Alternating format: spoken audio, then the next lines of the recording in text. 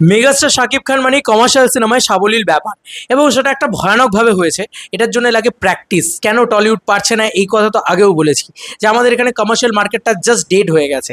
এবার main problem আরও একটা গিয়ে দাঁড়িয়েছে, আরও বড় ডেঞ্জারাস ডেডলি প্রবলেম হয়ে গিয়ে দাঁড়িয়েছে। সাবালক, সাবলীল নয়, এবার সাবালকের প্রশ্ন আসছে।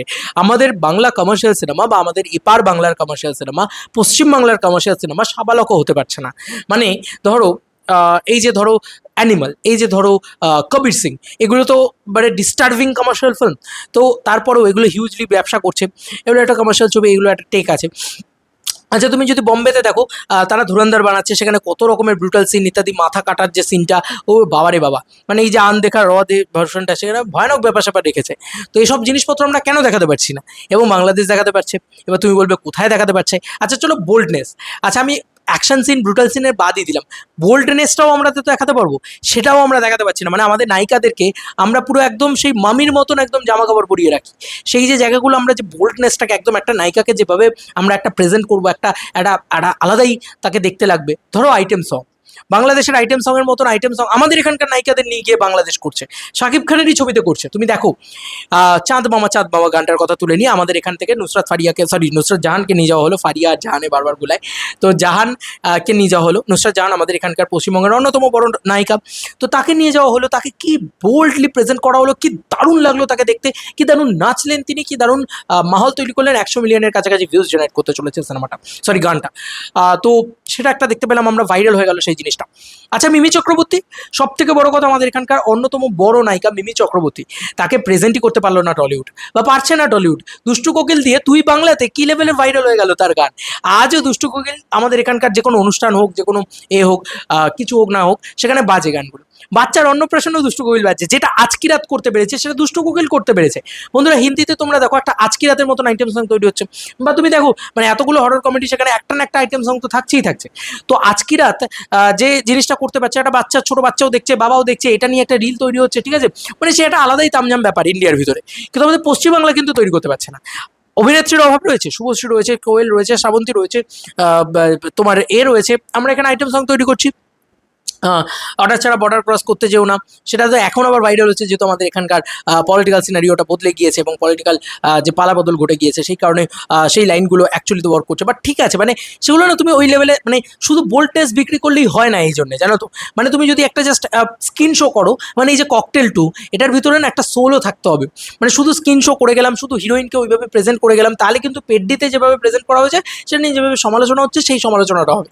স্কিন শো শুধু করলে হয় না, তার ভিতরে সেই ক্রিয়েটিভিটিটা থাকতে হয়, যেটা আজকে রকস্টার করতে পারছে। তুমি দেখো সুনিধি নায়ক হোক, বা আজকে মিথিলা হোক, বা আজকে তোমার সাবিলা নূর হোক, তাদের যে স্কিন শো করছে, তাদেরকে যে বডি শো করছে, বা তাদের যে বোল্ডলি তাদেরকে প্রেজেন্ট করছে, সেটাকে নিয়ে একটাও খারাপ মন্তব্য শুনতে পাবে তুমি? পাবে না, কারণ কন্টেন্ট এত ভালো, কন্টেন্টটা এত ভালো। তো এইটা হচ্ছে একটা মজার বিষয়। এইটাও কিন্তু সাকসেসফুলি বাংলাদেশ করে ফেলল, আমাদেরই নায়িকাদের নিয়ে, আমাদেরই এখানে এসে আমাদের থেকে বেটার আউটপুট বার করে দেখিয়ে দিল। ঠিক আছে, এটা বাংলাদেশ করে দেখিয়ে দিল। এবার কেন টলিউড পারছে না, কেন দেবের ছবিতে এটা হচ্ছে না, কেন জিতের ছবিতে এটা হচ্ছে না, কেন এই এই যে জেনজিদেরকে টার্গেট করা এটা হচ্ছে না? প্রথমত এতদিনকে তোমাদেরকে বলে রাখি, মূলত যারা জেনজি, তারা একটু যারা পড়াশোনা করে তারা এখান থেকে বাইরে চলে যায় বন্ধুরা। এখানে চাকরি বাকরির স্কোপ নেই, এখানে পরিস্থিতি খুব খারাপ, এতদিন ধরেই ছিল এখানকার সরকারের যে পরিস্থিতি। তো টিল নাও টাইম, এখন সরকার বদলেছে, এখন হয়তো প্রচুর মানুষ বাইরে থেকে এখানে আসবেন, বা আসবেন কিনা তাও একটা ডাউটের, কারণ এত সহজে তারা আসবে না। নেক্সট 5 বছর তো লেগেই যাবে তাদের আস্তে আস্তে। কেন বলছি, কারণ ধরো একটা ছেলে ব্যাঙ্গালোরে থাকে, সে থাকা খাওয়া পায় উইথ 40,000 স্যালারি পায়, মানে 40,000 টাকা স্যালারি পায়। কিন্তু আমাদের এখানে তারা 18,000 টাকার কেউ হয়তো এলে এখানে হয়তো 15,000 টাকা স্যালারি পাবে কলকাতায় এলে। তো কেন তারা কাজ করবে? উইথ আবার থাকা খাওয়াও দেবে না, কিছুই দেবে না, তোমাকে রেগুলার যাতায়াত করতে গিয়ে 6,000 টাকা বেরিয়ে যাবে, নিজের খরচা চালাতে গিয়ে আরও 4,000 টাকা বেরিয়ে যাবে। তো হাতে থাকবে মোটামুটি 8,000 টাকা। 8,000 টাকার জন্য সে আসবে কেন? সে ব্যাঙ্গালোরে থাকবে। তো এই কারণে জেনজি সরে গেছে আমাদের এখান থেকে। তো এবার তো তাই জন্য তৈরি হচ্ছে কি, প্রজাপতির মতন ছবি, সপ্তডিঙ্গার গুপ্তধনের মতন ছবি, বা আজকে তোমার যে কোনো ধরনের এজেড যে ছবিগুলো, একেন বাবুর মতন ছবি, এগুলো তৈরি হচ্ছে, বুঝলে তো। তো এটা হচ্ছে মূল প্রবলেম। এবং আমাদের এখানে মা কাকিমাদের জোনটা এত বড় হয়ে গিয়েছে, যে কারণে আমরা ওই হইচইয়ের ভিতরেও ওই জিনিসপত্রই দেখাই। মানে আমরা বোল্ডনেসটাকে বিক্রি করতেই ভুলে গিয়েছি। বা আমরা যে জেনজিরা যে ধরনের কন্টেন্ট দেখতে পছন্দ করে, ভাঙ্গা মার্কা কন্টেন্ট বানাবো, বা একটু একটু হয় না যে একটু একটু র ব্রুটাল জিনিসপত্র করবো, সেগুলো দেখাতেই ভুলে গেছি, কারণ আমরা জানি এটা দেখালে তো আর চলবে না। ফ্যামিলি অডিয়েন্স আসবে না। ফ্যামিলি অডিয়েন্স না এলে আমাদের, কারণ তোমাদের একটা জিনিস মনে আছে, খাদানের সময় যে রাধারানীর যে সিকোয়েন্সটা, মানে রাধারানীর যে পোর্শনটা, যারা খাদান দেখেছে তারা জানে, তো ওখানে প্রচুর ব্লাডপাত, গোর ইত্যাদি ছিল। সেটা একবার শ্যুট হয়েছিল, এত বেশি গোর ছিল যে সেটাকে মানে চপ আউট করে কমিয়ে রেখে তারপরে আবার শ্যুট করা হয়েছে। কেন বলো তো? যাতে ইউএ সার্টিফাইড পেতে পারে। কারণ আমাদের ফ্যামিলি অডিয়েন্সকে আমাদের দরকার, কারণ আমাদের এখানে জেনজি নেই।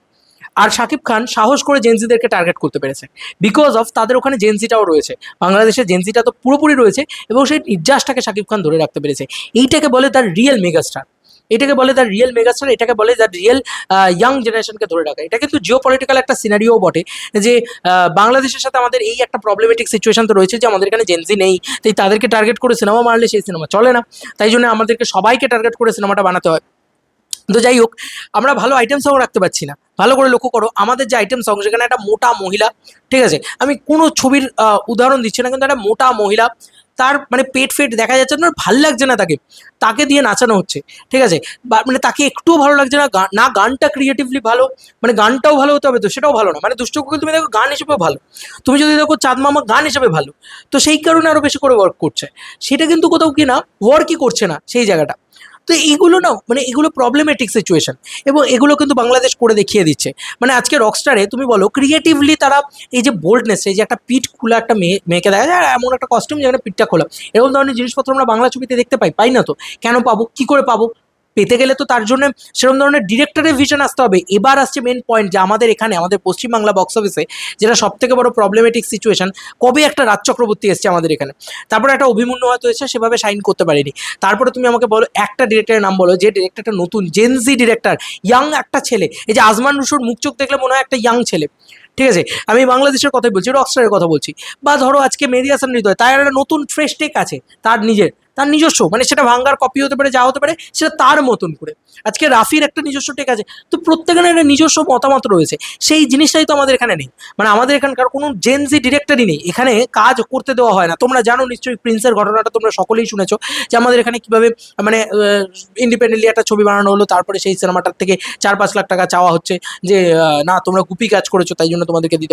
এইরকম ধরনের নোংরামি হয়েছে, এরকম ধরনের নোংরামি হয়েছে নয়, হচ্ছিল।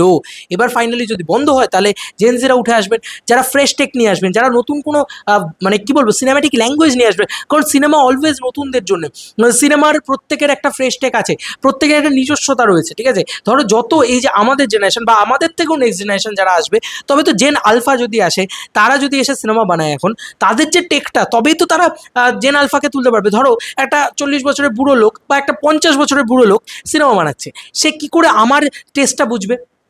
আমার টেস্ট বোঝার জন্য তো একটা 22-23 বছর বা একটা 25 বছরের ছেলে যদি বানায়, তাহলে সে আমার টেস্টটা বুঝতে পারছে। তো এই জিনিসটা কিন্তু শাকিব খান করতে পেরেছেন খুব মানে সফলতার সঙ্গে, যে জেনজি ডিরেক্টরকে তুলে এনেছেন, জেনজি সিনেমার ডিরেক্টরকে তুলে এনেছেন, যেটা আমাদের টলিউডে একেবারে হয়নি, একেবারেই হয়নি। যে কারণে প্রবলেম তারও তৈরি হয়েছে, যে আমাদের ওই যে বোল্ডনেসটা, ওই যে ফ্রেশ ব্যাপারটা, ওই সাবালক ব্যাপারটা, ওটাও আমরা তৈরি করতে পারিনি। মানে আমরা যদি খুব আরবান ছবিতে যাই, তখন হয়তো কিছুটা হলেও বেটার একটা একটা টেক আমরা পাবো। তারপরেও আমি বলছি আরবান ছবিতেও আজকে একটা রোহিত আমরা বানাতে পারছি না, আজকে একটা সুড়ঙ্গ আমরা বানাতে পারছি না, আজকে আমরা দাগে নিয়ে সমালোচনা করতে পারি, বা আজকে আমরা বলো না এই ছবিটা যেটা দম নিয়ে সমালোচনা করতে পারি, আমরা দমও বানাতে পারছি না আমরা একটা। এটা কিন্তু সত্যি কথা। তো যাই হোক, এইটাই বলার ছিল, যে জেনজি টেকটা বা জেনজি ফ্রেশ টেকটা, এটাও শাকিব খান আমাদেরই নায়িকাদেরকে নিয়ে, মানে আমি এটাও তোমাদেরকে বলছি, মানে নুসরাত হোক, মিমি হোক, এদের দুজনকে অলরেডি তুলে নিয়েছেন শাকিব খান, এবং তাদেরকে দুজনকে দুর্দান্তভাবে প্রেজেন্ট করে দিয়েছে বাংলাদেশের দুই মহান পরিচালক, মেহেদী হাসান হৃদয় এবং তোমার রায়হান রাফি। এবার হয়তো আজকে এই যে মিথিলা হোক, বা আজকে এই যে এরা সব বাংলাদেশি নায়িকা, সাবিলা নূর ইত্যাদি বাদ বাকি সবাই, তাদেরকে কিভাবে প্রেজেন্ট করেছে, তাদেরকে কি সুন্দর দেখতে লাগছে, তাদের কি বোল্ড লাগছে। মানে এই যে একটা একটা জেনজিরা যে একটা একটা নায়িকাদেরকে একটা জেনজি ভাইবসে দেখবে, তুমি ভাবো নেশা করছে, এ করছে, ঠিক আছে, একটা ফ্ল্যাশি ব্যাপার, এই ফ্ল্যাশি ব্যাপারটাই কিছুতে আমাদের সিনেমার ভিতরে আনতে পারছে না। মানে ছেড়ে দাও, দেবের ছবিতে আনতে হবে না, শাকিব খান তো অনেক মানে পুরনো নায়ক, আজকের নায়ক শাকিব খান 90s-এর নায়ক হিসাব মতন দেখতে গেলে। তারপরেও শাকিব খান নিজেকে ভাঙতে ভাঙতে জেনজিদের নায়ক হয়ে গেলেন, কিন্তু আমাদের নায়করা এখনো হয়তো 2000 সালেই পড়ে আছেন, কিছুতেই তারা নিজেদেরকে ভাঙতে ভাঙতে ওই জায়গাটায় যেতে পারছেন না। তুমি বলো না, মানে আজকে ধরো অভিমানের একটা টিজার এসছে, সেখানে আমি বোমাদাকে দেখতে পাচ্ছি, সব ঠিক আছে, কিন্তু এই ফ্ল্যাশি ব্যাপারটা দেখতে পাচ্ছি না আমি, বিকজ অফ আমাদের এখানকার অডিয়েন্স, যে না মা কাকিমারা কীভাবে দেখবে, কী ভাববে, মাল্টিপ্লেক্স অডিয়েন্স আসবে না হয়তো, এই যে একটা টেনশন, এটার জন্যই কিন্তু আমাদের এখানে এরকম ধরনের জিনিসপত্র এরকম টেক দেওয়া হয় না। যাই হোক, এটাই বলবো যে রকস্টার যদি বানাতে হয় তাহলে হ্যাঁ শাকিব খানের মতন বানাও। এবং শাকিব খান এখানেও কিন্তু টলিউডকে আবারও একটা গোল দিয়ে চলে গিয়েছে রীতিমতো। আমাদের এখানকার দেবদার জিদ্দার ছবিগুলোকে গোল দিয়ে চলে গিয়েছে। দোষটা দেবদার জিদ্দার বা বুম্বাদার বা শুভশ্রীর নয়, দোষটা বা কোয়েল বা শ্রাবন্তী বা মিমি নুসরাতের নয়, দোষটা হচ্ছে ভালো ডিরেক্টর নেই, ভালো অডিয়েন্স নেই, জেনজিরাই নেই। জেনজিদের টার্গেট কেন করবে, বুঝতে পারছো? তো এই হচ্ছে প্রবলেমেটিক, এই হচ্ছে প্রবলেমেটিক সিচুয়েশন। যাই হোক, এই ছিল এখনকার মতো ভিডিও। এখানেও শাকিব খান কিন্তু আবার একটা বাজি মেরে দিয়ে চলে গেল, সাবালক করে দিয়ে গেল বাংলা সিনেমাকে, এবং বাংলা সিনেমার সাবালক হয়ে গেল। যেটা আমরা কমার্শিয়াল সিনেমাতে, স্পেশালি কমার্শিয়াল সিনেমাতে আমরা সাবালক হতে পারলাম না এখন। টলিউড টলিউড এখানেও পিছিয়ে পড়লো বাংলাদেশের থেকে, এতগুলো জায়গায় বাংলাদেশের থেকে পিছিয়ে পড়ছে টলিউড, যে এই যে গ্যাপটা না, এটাকে ওভারকাম করা খুব খুব ডিফিকাল্ট হয়ে দাঁড়াচ্ছে বলে আমার ধারণা। বাদবাকি তোমাদের কার কি মতামত এন্টায়ার ভিডিওটাকে নিয়ে জানিও কমেন্ট সেকশনে। আগেও 100 বার বলেছি এই কথা যে বাংলাদেশ আমাদের থেকে অনেক অনেক অনেক এগিয়ে গিয়েছে, এবং আজও এই কথাটা বলে গেলাম যে বাংলাদেশ অনেক এগিয়ে গিয়েছে। আগে শুধু আমি একা বলতাম, এখন হুকা হুয়ার মতন সব শিয়ালরা একসাথে আমার সাথে ডাকে। এটাই হচ্ছে বিষয়। কালকে আরও লোক বেশি বলবে যে হ্যাঁ দেখতে পাচ্ছি চোখের সামনে যে শাকিব খানের উন্নতিটা কোন জায়গায় পৌঁছে গিয়েছে। চলো বন্ধুরা, নতুন কোনো ভিডিওতে দেখা হবে। Bye bye.